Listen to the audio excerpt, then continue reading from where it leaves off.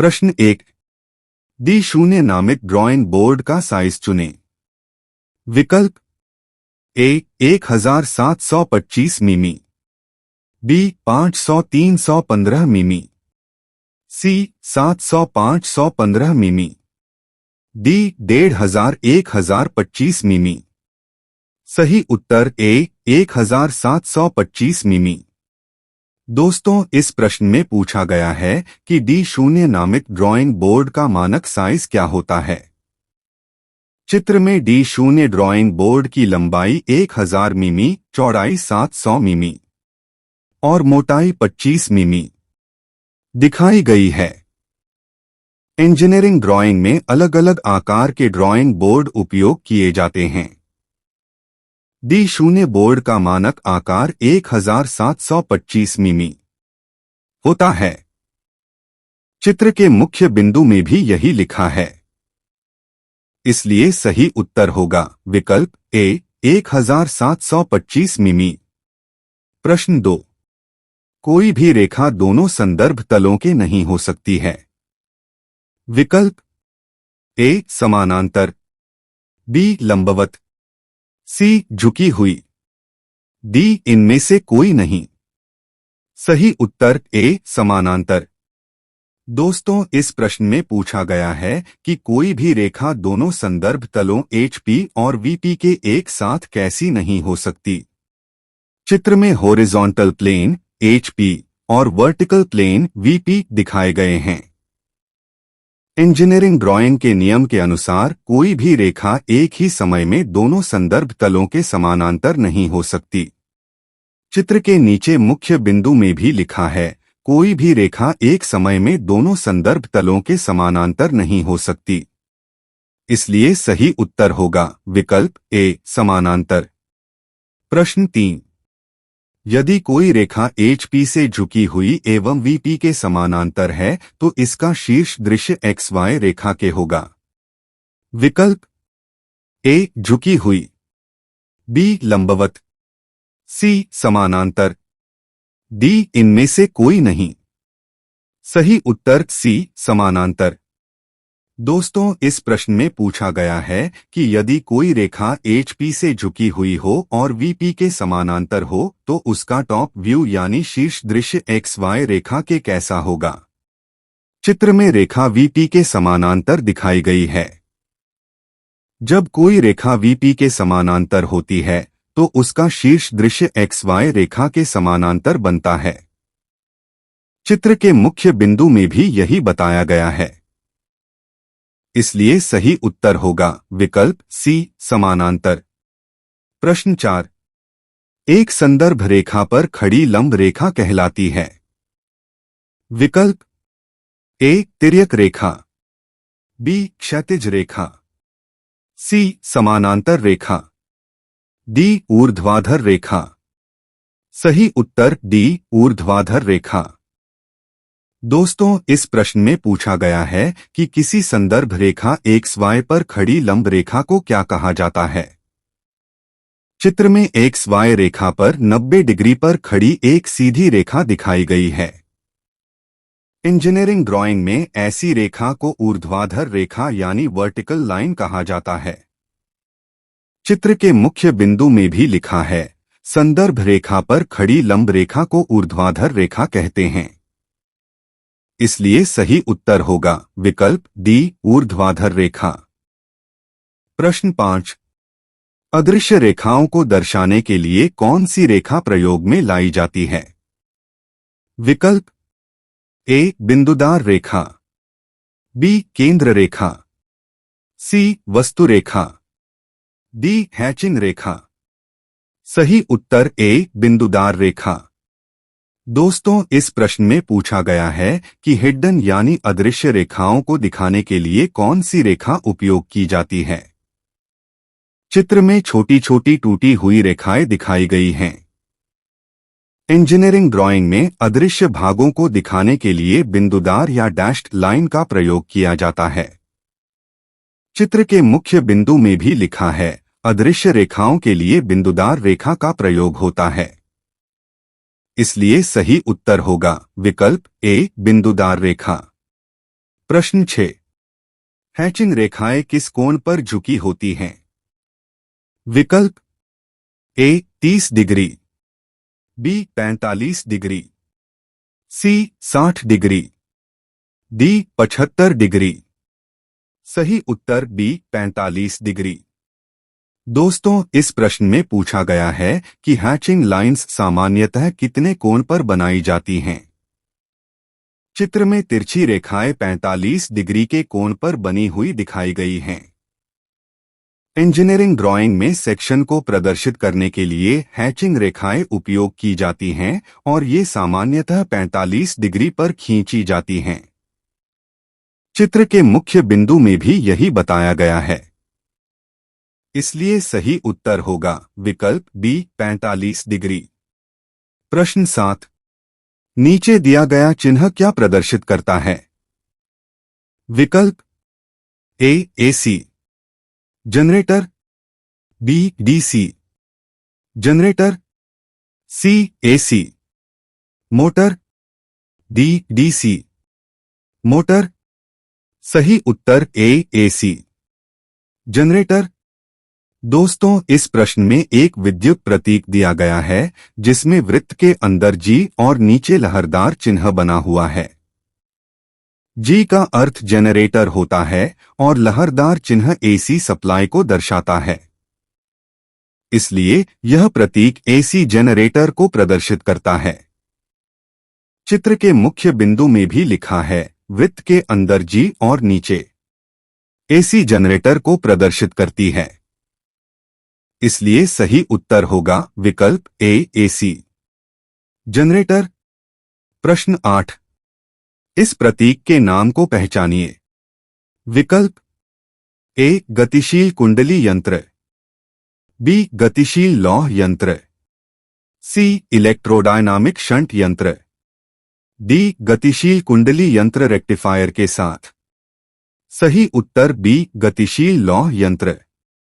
दोस्तों, इस प्रश्न में एक विद्युत प्रतीक दिया गया है जिसमें दो समानांतर रेखाओं के बीच घुमावदार संरचना दिखाई गई है।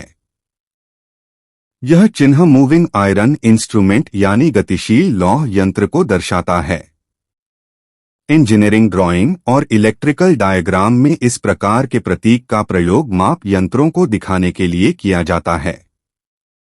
चित्र के मुख्य बिंदु में भी यही बताया गया है। इसलिए सही उत्तर होगा विकल्प बी गतिशील लौह यंत्र। प्रश्न 9। बी 2 ड्राइंग बोर्ड का क्या परिमाण है? विकल्प ए 1500 1025 mm, बी 700 515 mm, सी 1725 mm, डी 500 350 15 mm। सही उत्तर सी 1725 mm। दोस्तों, इस प्रश्न में पूछा गया है कि बी 2 ड्राइंग बोर्ड का मानक परिमाण क्या होता है। चित्र में बी 2 ड्राइंग बोर्ड की लंबाई 1000 mm, चौड़ाई 700 mm तथा मोटाई 25 mm दिखाई गई है। इंजीनियरिंग ड्राइंग में विभिन्न बोर्डों के मानक आकार निर्धारित होते हैं। चित्र के मुख्य बिंदु में भी लिखा है बी 2 ड्राइंग बोर्ड का परिमाण 1725 mm होता है। इसलिए सही उत्तर होगा विकल्प सी 1725 mm। प्रश्न 10। निम्नलिखित में से कौन से कथन असत्य हैं? विकल्प ए साइज शीट हेतु शीट की लंबाई तथा चौड़ाई का उल्लेख करना सामान्य बात होती है। बी ए साइज शीट हेतु जीएसएम मान का उल्लेख करना सामान्य बात होती है। सी ए साइज शीट हेतु शीट के क्षेत्रफल का उल्लेख करना सामान्य बात होती है। डी उपयुक्त सभी। सही उत्तर डी उपयुक्त सभी। दोस्तों, इस प्रश्न में पूछा गया है कि ए साइज शीट के बारे में कौन से कथन असत्य हैं। सामान्यतः ए साइज शीट के लिए केवल उसकी लंबाई और चौड़ाई का उल्लेख किया जाता है। जीएसएम मान तथा क्षेत्रफल का उल्लेख सामान्य रूप से नहीं किया जाता। चित्र के मुख्य बिंदु में भी यही बताया गया है कि केवल लंबाई एवं चौड़ाई का उल्लेख सामान्य बात होती है, इसलिए दिए गए सभी कथन असत्य हैं। 8 सही उत्तर होगा विकल्प डी उपयुक्त सभी। प्रश्न 11, समान त्रिकोण के सिद्धांतों पर निम्न पैमाने का नाम बताइए। विकल्प ए विस्तारित पैमाना, बी सादा पैमाना, सी घटा पैमाना, डी विकर्ण पैमाना। सही उत्तर डी विकर्ण पैमाना। दोस्तों, इस प्रश्न में एक विशेष प्रकार का पैमाना चित्र में दिखाया गया है। यह पैमाना समान त्रिकोण के सिद्धांत पर आधारित होता है। चित्र में विकर्ण रेखाएं बनी हुई हैं, जो डायगोनल स्केल की पहचान होती हैं। इंजीनियरिंग ड्राइंग में अधिक सूक्ष्म माप लेने के लिए विकर्ण पैमाना उपयोग किया जाता है। चित्र के मुख्य बिंदु में भी लिखा है, यह पैमाना समान त्रिकोण के सिद्धांतों पर आधारित विकर्ण पैमाना कहलाता है। इसलिए सही उत्तर होगा विकल्प डी विकर्ण पैमाना। प्रश्न 12, निम्नलिखित में से कौन सा कथन सत्य है? विकल्प ए अचार आकार की शीट की लंबाई A3 आकार की शीट की चौड़ाई होती है। बी यदि एक आकार की शीट की लंबाई p हो तो इसकी चौड़ाई 2p होगी। सी अशून्य आकार की शीट का क्षेत्रफल 2 स्क्वायर मीटर होता है। डी उपयुक्त सभी। सही उत्तर इनमें से कोई भी सत्य नहीं है। दोस्तों, इस प्रश्न में सीरीज शीट से संबंधित कथनों की सत्यता पूछी गई है। विकल्प ए गलत है क्योंकि A4 की लंबाई A3 की लंबाई का आधा होती है, चौड़ाई नहीं। विकल्प बी गलत है क्योंकि यदि एक शीट की लंबाई p हो तो उसकी चौड़ाई p2 होगी। विकल्प सी भी गलत है क्योंकि अशून्य शीट का क्षेत्रफल 1 स्क्वायर मीटर होता है, 2 स्क्वायर मीटर नहीं। इस प्रकार सभी कथन असत्य हैं। चित्र के मुख्य बिंदु में भी यही समझाया गया है। 8 सही निष्कर्ष होगा, इनमें से कोई भी कथन सत्य नहीं है। प्रश्न 13, SP 46 2003 के अनुसार दो रेखाओं के मध्य न्यूनतम दूरी रखी जाती है। विकल्प ए 0.7 मिमी, बी 0.5 मिमी, सी 0.9 मिमी, डी 0.1 मिमी। सही उत्तर बी 0.5 मिमी। दोस्तों, इस प्रश्न में पूछा गया है कि SP 46 2003 मानक के अनुसार दो रेखाओं के बीच न्यूनतम दूरी कितनी रखी जाती है। चित्र में दो समानांतर रेखाओं के बीच न्यूनतम दूरी दिखाई गई है। इंजीनियरिंग ड्राइंग के मानकों के अनुसार यह दूरी 0.5 मिमी रखी जाती है ताकि रेखाएं स्पष्ट दिखाई दें। चित्र के मुख्य बिंदु में भी यही बताया गया है। इसलिए सही उत्तर होगा विकल्प डी 0.5 मिमी। प्रश्न 14, निरंतर मोटी रेखा का दूसरा नाम बताइए। विकल्प ए विमांकन रेखा, बी वस्तु रेखा, सी केंद्र रेखा, डी प्रक्षेप रेखा।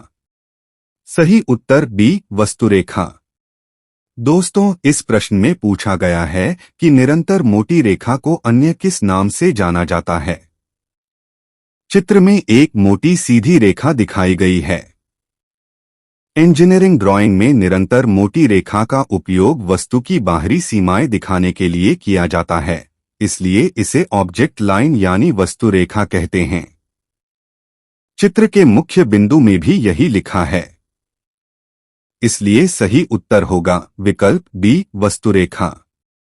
प्रश्न 15, किसी रेखा के सम्मुख दृश्य में रेखा की वास्तविक लंबाई तभी दिखाई देगी जब रेखा ऊर्ध्वाधर तल के होगी। विकल्प ए समानांतर, बी ऊर्ध्वाधर, सी झुकी हुई, डी सभी स्थिति में। सही उत्तर ए समानांतर। दोस्तों, इस प्रश्न में पूछा गया है कि किसी रेखा की वास्तविक लंबाई फ्रंट व्यू यानी सम्मुख दृश्य में कब दिखाई देती है। चित्र में रेखा वीपी यानी वर्टिकल प्लेन के समानांतर दिखाई गई है। इंजीनियरिंग ड्राइंग के नियम अनुसार जब कोई रेखा वीपी के समानांतर होती है तभी उसका सम्मुख दृश्य उसकी वास्तविक लंबाई दर्शाता है। चित्र के मुख्य बिंदु में भी यही बताया गया है। इसलिए सही उत्तर होगा विकल्प ए समानांतर। प्रश्न 16। एक रेखा वीपी के लंबवत रखी है, इसका शीर्ष होगा। विकल्प ए एक रेखा, बी एक बिंदु, सी एक आयत, डी इनमें से कोई नहीं। सही उत्तर बी एक बिंदु। दोस्तों, इस प्रश्न में पूछा गया है कि यदि कोई रेखा वीपी यानी वर्टिकल प्लेन के लंबवत हो तो उसका शीर्ष दृश्य कैसा होगा। चित्र में रेखा वीपी के परपेंडिकुलर दिखाई गई है। जब कोई रेखा किसी तल के लंबवत होती है तो उस तल पर उसका प्रक्षेप केवल एक बिंदु के रूप में दिखाई देता है। चित्र के मुख्य बिंदु में भी यही बताया गया है कि वीपी के लंबवत रेखा का सम्मुख दृश्य एक बिंदु होता है। इसलिए सही उत्तर होगा विकल्प बी एक बिंदु। प्रश्न 17। यदि कोई रेखा HP पर स्थित है तो उसका कौन सा दृश्य XY पर होगा। विकल्प ए अनुप्रेक्ष्य, बी सम्मुख दृश्य, सी पार्श्व दृश्य, डी इनमें से सभी। सही उत्तर ए अनुप्रेक्ष्य। दोस्तों, इस प्रश्न में पूछा गया है कि यदि कोई रेखा HP यानी हॉरिजॉन्टल प्लेन पर स्थित हो तो उसका कौन सा दृश्य XY रेखा पर प्राप्त होगा। चित्र में HP और VP के साथ XY रेखा दिखाई गई है। जब कोई रेखा HP पर स्थित होती है तो उसका टॉप व्यू यानी अनुप्रेक्ष्य XY रेखा पर बनता है। चित्र के मुख्य बिंदु में भी यही बताया गया है। इसलिए सही उत्तर होगा विकल्प ए अनुप्रेक्ष्य। प्रश्न 18। इस लाइन का प्रयोग विवरण देने के लिए किया जाता है। विकल्प A leader line, B dimension line, C extension line, D कोई भी। सही उत्तर बी डायमेंशन लाइन। दोस्तों, इस प्रश्न में एक ऐसी रेखा दिखाई गई है जिसके ऊपर 75 लिखा हुआ है। यह रेखा माप या आकार का विवरण देने के लिए प्रयोग की जाती है। इंजीनियरिंग ड्राइंग में ऐसी रेखा को डायमेंशन लाइन यानी डायमेंशन लाइन कहा जाता है। चित्र के मुख्य बिंदु में भी यही बताया गया है कि इसका उपयोग माप आकार का विवरण देने के लिए किया जाता है। इसलिए सही उत्तर होगा विकल्प बी डायमेंशन लाइन। प्रश्न 19। मोटे सिरों वाली पतली चैन रेखाओं का प्रयोग किया जाता है। विकल्प ए कटिंग प्लेन, बी समानांतर रेखा, सी संगम बाह्य रेखा, डी हैचिंग रेखा। सही उत्तर ए कटिंग प्लेन। दोस्तों, दिस क्वेश्चन में पूछा गया है कि मोटे सिरों वाली पतली चेन लाइंस का उपयोग किस लिए किया जाता है। चित्र में चेन लाइन दिखाई गई है जिसके दोनों सिरों पर मोटी रेखाएं हैं। इंजीनियरिंग ड्राइंग में ऐसी रेखाओं का प्रयोग कटिंग प्लेन को दर्शाने के लिए किया जाता है। चित्र के मुख्य बिंदु में भी यही लिखा है। इसलिए सही उत्तर होगा विकल्प ए कटिंग प्लेन। प्रश्न 20। दी गई आकृति को पहचानिए जिसका उपयोग इलेक्ट्रिक इंस्टॉलेशन में होता है। विकल्प A socket outlet, B socket outlet, C switch और socket outlet, D switch socket और आउटलेट। सही उत्तर सी स्विच और सॉकेट आउटलेट। दोस्तों, इस प्रश्न में एक विद्युत प्रतीक दिया गया है जिसका उपयोग इलेक्ट्रिकल इंस्टॉलेशन में किया जाता है। चित्र के मुख्य बिंदु में भी यही बताया गया है।